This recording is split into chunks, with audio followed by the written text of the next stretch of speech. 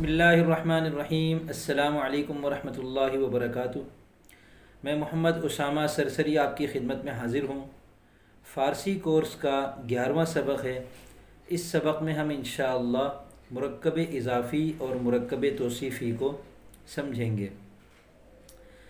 دیکھیں، جو لفظ استعمال ہوتا ہے زبان میں، لفظ مستعمل، اس کی اولاً دو قسمیں ہیں، مفرد اور مرکب۔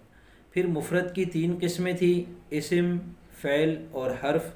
یہ تینوں الحمدللہ ہم نے تفصیل سے پڑھ لی کہ اسم کی تین قسمیں ہیں، مصدر، مشتق، جامد۔ ایک پورا سبق الحمدللہ مصدر کے بارے میں ہے اور ایک پورا سبق مشتق کے بارے میں ہے، یعنی اسم فاعل اور اسم مفعول۔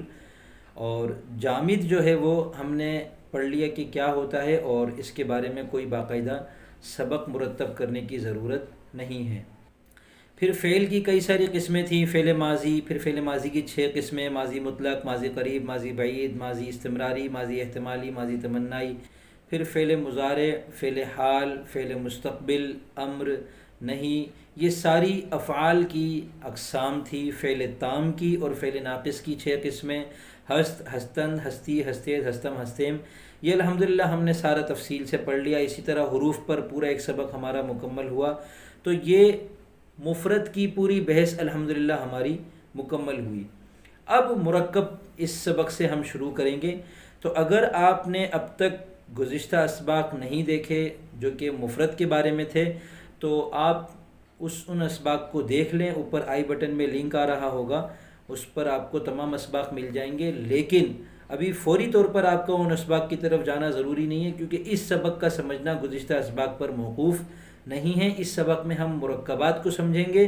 یہ الگ چیز ہے، مفرد الگ چیز ہے۔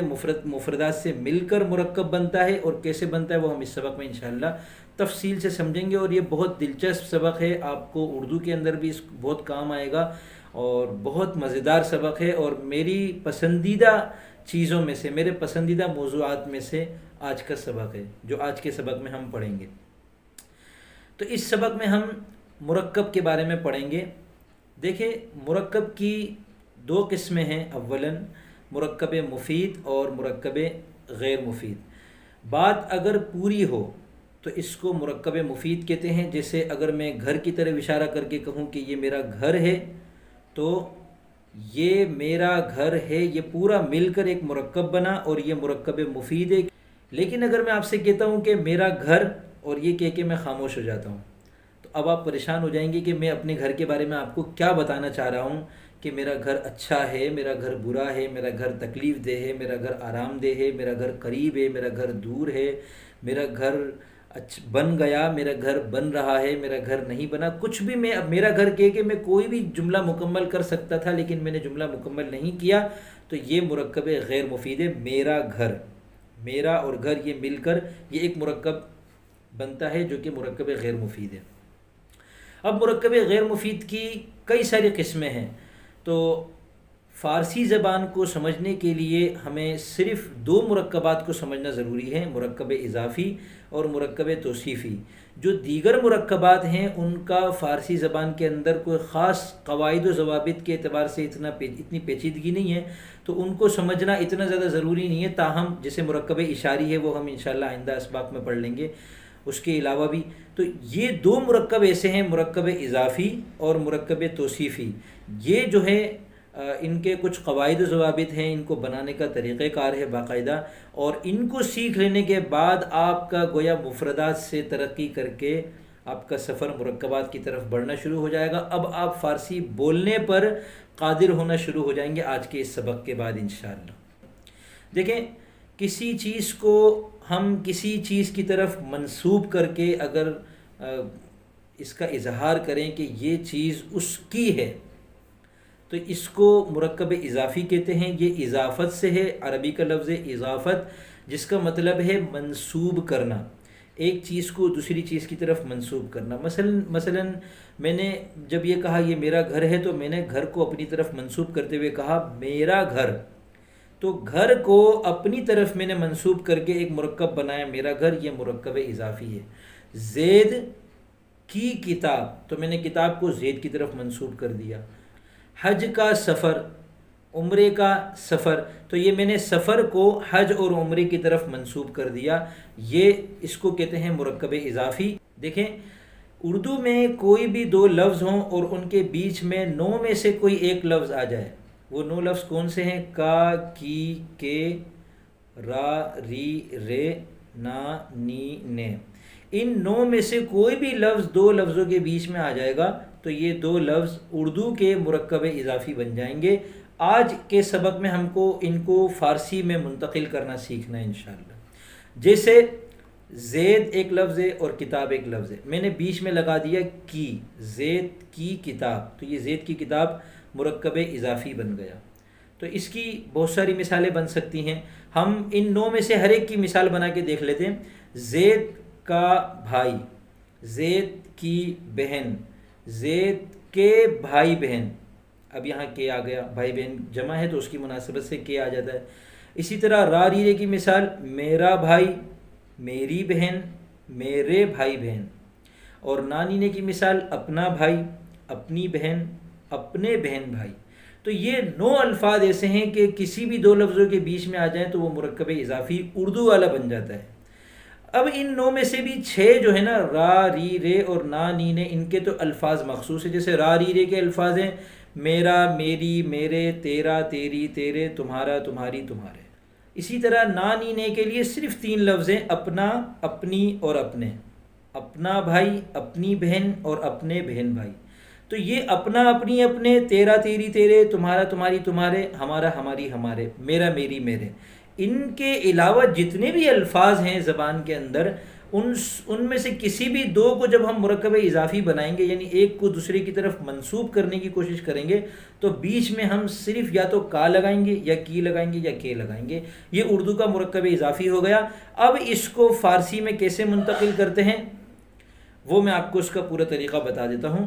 ہمیں 3 کام کرنے ہیں، میں بہت آسان کر کے سمجھا رہا ہوں، انشاءاللہ اگر آپ نے پہلی مرتبہ آپ یہ چیز سمجھ رہے ہیں تو آپ کو بالکل مشکل نہیں ہوگی، اور اگر آپ پہلے سے سمجھ چکے ہیں تو آپ کو اور آسان طریقے سے سمجھ میں آ جائے گا کہ ہمیں کل 3 کام کرنے ہیں تو ہمارا اردو کا جو مرکب اضافی ہے وہ فارسی والا بن جائے گا۔ مثلا ایک مرکب اضافی ہم لے لیتے ہیں، جیسے گھر کی دیوار۔ اب اس میں 2 لفظ ہیں، گھر، دیوار، ان دونوں کے بیچ میں آ رہا ہے کی، تو یہ بن گیا مرکب اضافی۔ 3 کام کر کے ہم اس گھر کی دیوار کو فارسی بنا دیں گے، فارسی میں منتقل کر دیں گے۔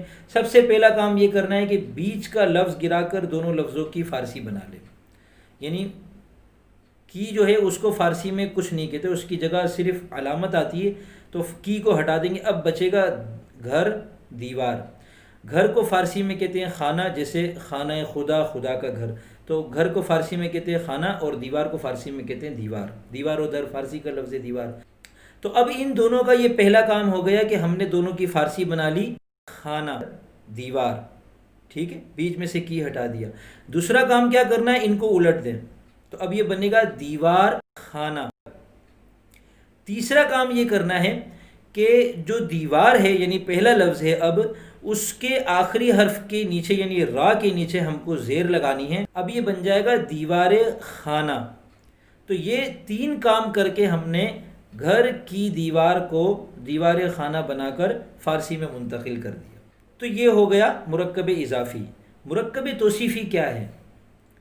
مرکب توصیفی کسی بھی چیز کی صفت بیان کی جائے تو وہ چیز اور وہ صفت، ان دونوں کے مجموعے کو مرکب توصیفی کہتے ہیں۔ جیسے گھر کی مثال لے لیتے ہیں، اگر ہم گھر کی کوئی صفت بیان کریں، اچھا گھر، پیارا گھر، مضبوط گھر، بڑا گھر، چھوٹا گھر، دور والا گھر، نزدیک والا گھر، تو یہ گھر کے ساتھ اس کی ایک ایک کر کے صفات آ رہی ہیں، یہ ہوتا ہے مرکب توصیفی۔ ایک بڑا گھر ایک لفظ ہے، ایک مرکب ہے، اس کو ہم کہتے ہیں مرکب توصیفی۔ اس کو فارسی میں منتقل کرنے کے وہی 3 طریقے جو ہم نے مرکب اضافی میں پڑھے، یعنی فارسی میں مرکب اضافی اور مرکب توصیفی بنانے کا ایک ہی قاعدہ ہے، اور وہ کیا ہے؟ اب مثال کے طور پہ ایک نیا ہم مرکب بناتے ہیں، ٹھنڈی روٹی۔ تو ٹھنڈی روٹی، روٹی کی ہم نے صفت بیان کی ٹھنڈی، تو اردو میں دیکھیں ٹھنڈی روٹی اس ترتیب پر یہ لفظ ہے، پہلے ٹھنڈی ہے اور پھر روٹی ہے۔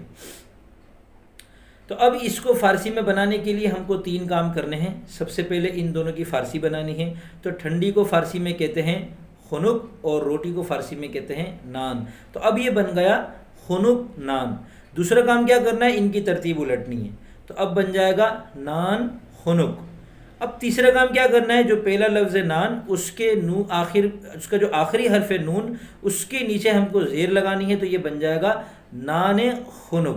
تو یہ 3 کام کر کے ہم نے ٹھنڈی روٹی کو نان خنک بنا دیا۔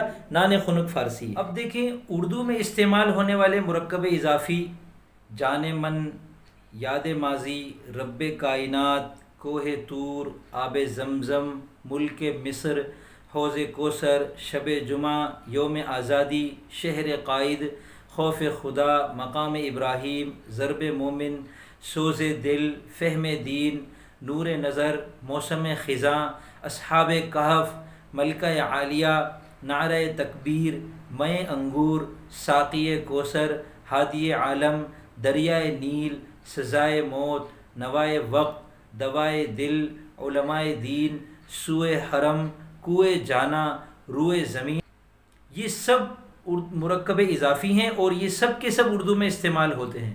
اسی طرح مرکب توصیفی جو اردو میں استعمال ہوتے ہیں اور ہے فارسی کے مرکب توصیفی، جیسے بار دیگر، شیر نر، مرد قلندر، اقوال زرری، دور حاضر، ماہ نو، دار فانی، لب شیری، قرآن پاک، رب ذوالجلال، حج مبرور، مرکب اضافی، مرکب توصیفی، قائد اعظم، سیل رواں، ضرب کاری، ماہ جاری، تقاضۂ بشریت، منہ مبارک، میں احمر، داعی اعظم، نعرہ مستانہ، تو یہ سب کے سب مرکب توصیفی ہیں اور یہ سب اردو میں استعمال ہوتے ہیں۔ تو یہ سب مرکب اضافی اور مرکب توصیفی کی وہ مثالیں تھیں جو اردو میں بھی بکثرت استعمال ہوتی ہیں اور فارسی کی ہیں، اور آپ بھی اگر اور غور کریں گے تو ایسی بے شمار مثالیں آپ از خود بنا بھی سکتے ہیں اور جو بنی بنائی مثالیں ہیں ان کو سمجھ بھی سکتے ہیں۔ اب یہاں ایک چھوٹا سا اور ضابطہ سمجھ لیں کہ جو پہلا لفظ ہے مرکب اضافی میں بھی، جیسے دیوار خانہ میں دیوار، اور مرکب توصیفی میں بھی جیسے نان خنک میں نان، تو یہ دیوار اور نان جو ہیں لفظ، ان کا جو آخری حرف ہے اس کے نیچے زیر لگانے کا جو ضابطہ ہے وہ تمام الفاظ میں نہیں ہے، بلکہ صرف ان الفاظ میں ہے جن کے آخر میں الف، واو، چھوٹی یا، بڑی یا اور ہا نہ ہو۔